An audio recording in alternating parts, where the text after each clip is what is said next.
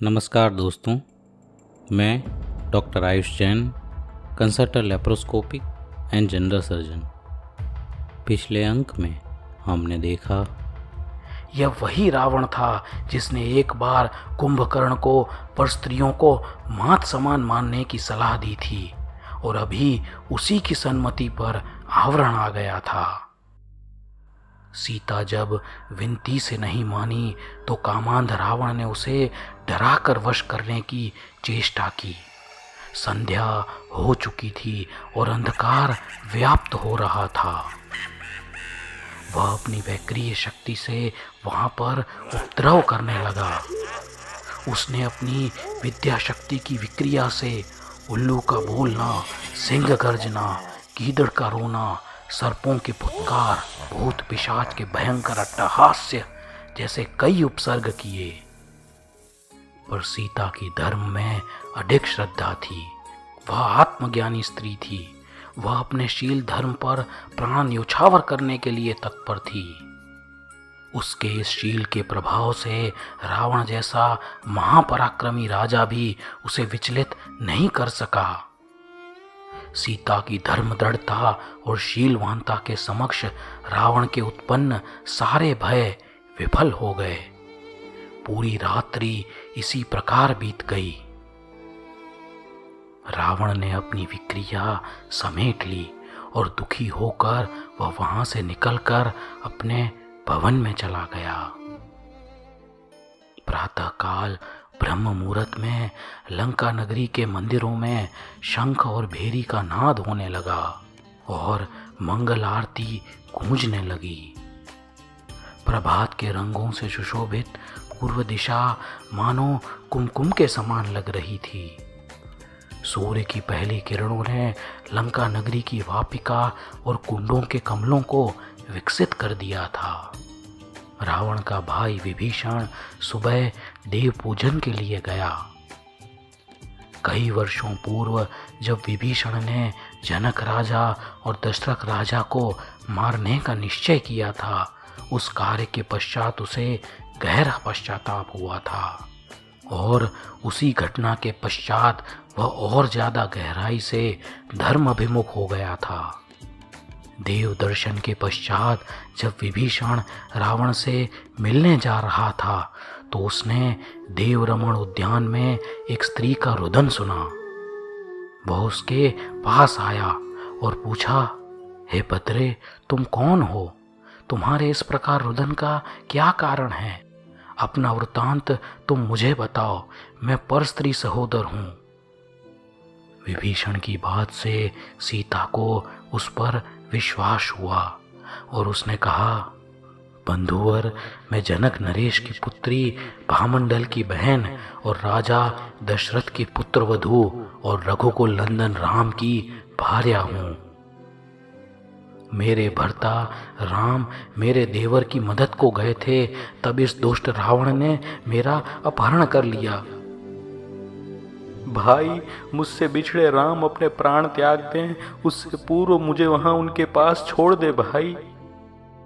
इस प्रकार के सीता के रुदन से विभीषण का हृदय भर आया।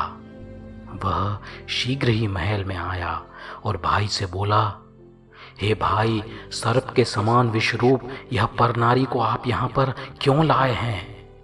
हे मर्यादा पुरुष, आपकी कीर्ति समग्र आर्यावर्त में प्रसिद्ध है। उस कीर्ति को यह अपयश रूपी दावानल जलाकर भस्म कर देगा। पर स्त्री की अभिलाषा अनुचित है, भयंकर है और इस लोक तथा परलोक दोनों में विनाशक है।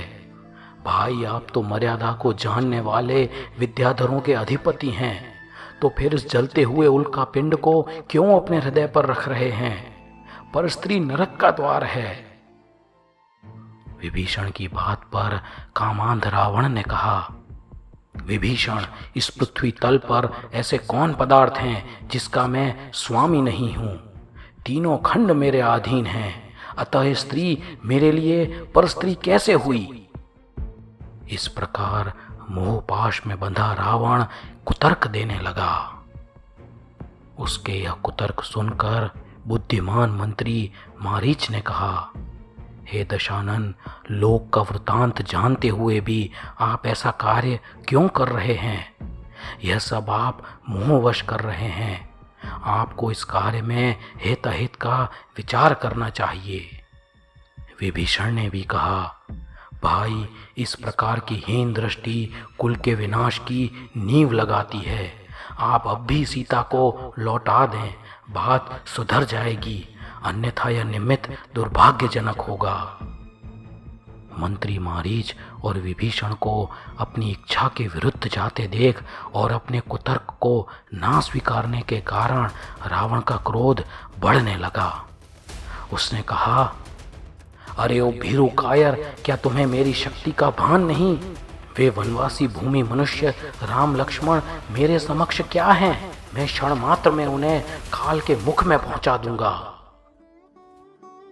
मनुष्य जब अपनी बात को तर्कों से सिद्ध नहीं कर सकता, तब वह कपट का आधार लेता है, और अंत में कपट भी जब काम ना करे तो क्रोध का शस्त्र उपयोग में लाता है। रावण की बात सुनकर विभीषण ने कहा, भातृवर, ज्ञानी की भविष्यवाणी सही होती दिख रही है। आपके पाप कर्म का उदय हो चुका है और वही मेरी प्रार्थना अस्वीकार करवा रहा है। यही कारण है कि मेरे मारने पर भी दशरथ जीवित रहा। भावी अन्यथा होने वाली नहीं है। फिर भी मैं आपसे प्रार्थना करता हूँ कि आप सीता को लौटा दें, इसी में हम सबका हित है। मारीच और विभीषण के तर्कों से निरुत्तर रावण उनकी उपेक्षा कर खड़ा हो गया और अपने हाथी भुवनालंकार पर बैठकर देवरमण उद्यान में आया और एक बार फिर से सीता को रिझाने में लग गया। उसने सीता को पुष्पक विमान में बैठाया और अपना असीम वैभव दिखाया। हजारों लाखों रथ, घोड़े, हाथी, वन, उपवन, वापिका और उद्यान वह पुष्पक विमान से दिखाता जा रहा था। वह सीता को प्रमद वन में लेकर आया, जिसमें सब प्रकार के फल और फूल खिल रहे थे और जो अनेक वृक्षों और लताओं से परिपूर्ण था। पर जिस प्रकार पानी कमल को भिगोने में असमर्थ होता है, उसी प्रकार निर्मल चित्त की धारक सीता को रावण लोभ उत्पन्न नहीं करा सका और निराश रावण फिर से सीता को अशोक वाटिका में रखकर अपने कक्ष में आ गया।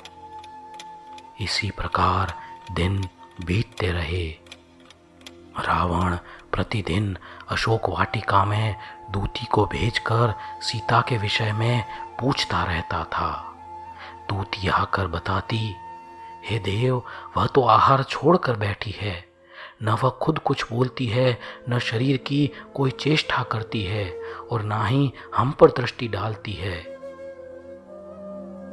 दूती की बात सुनकर जो काम रूपी प्रचंड ज्वाला की अग्नि में जल रहा था, ऐसा रावण दुखी हो जाता था।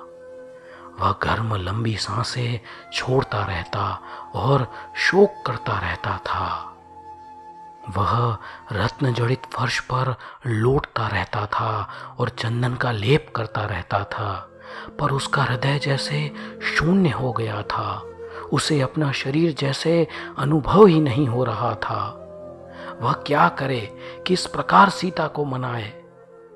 वह विचार करता था, मैं किस अवस्था को प्राप्त हो गया हूँ।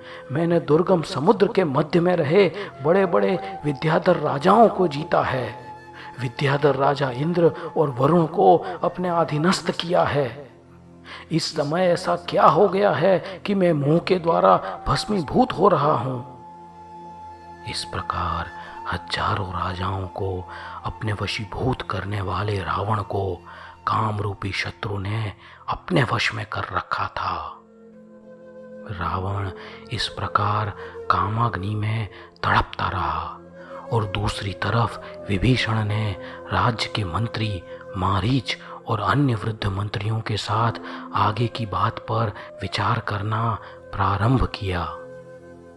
विभीषण ने कहा, हे वृद्धजनों, जब राजा इस प्रकार चेष्टा करने लगे तो हम लोगों का क्या कर्तव्य होना चाहिए?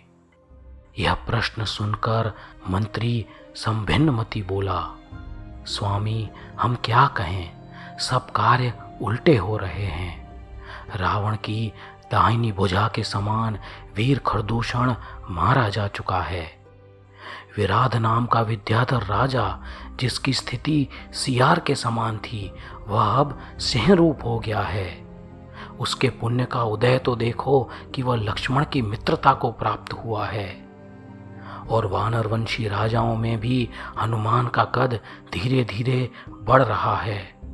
वह सब वानरवंशियों का स्वामी बन रहा है। हालांकि नीति और न्याय उनके पक्ष में है, हमारे पक्ष में नहीं। तथापि राज्य की रक्षा तो हमें करनी ही है। मेरे अनुसार लंका नगरी के चारों ओर शत्रुओं की सेना का विध्वंस करने वाले यंत्र लगाए जाएं और आसपास के पर्वतों के शिखर पर भी सेना का बंदोबस्त किया जाए और अनेक वस्तुओं के प्रलोभन से सीता को प्रसन्न करने की चेष्टा की जाए।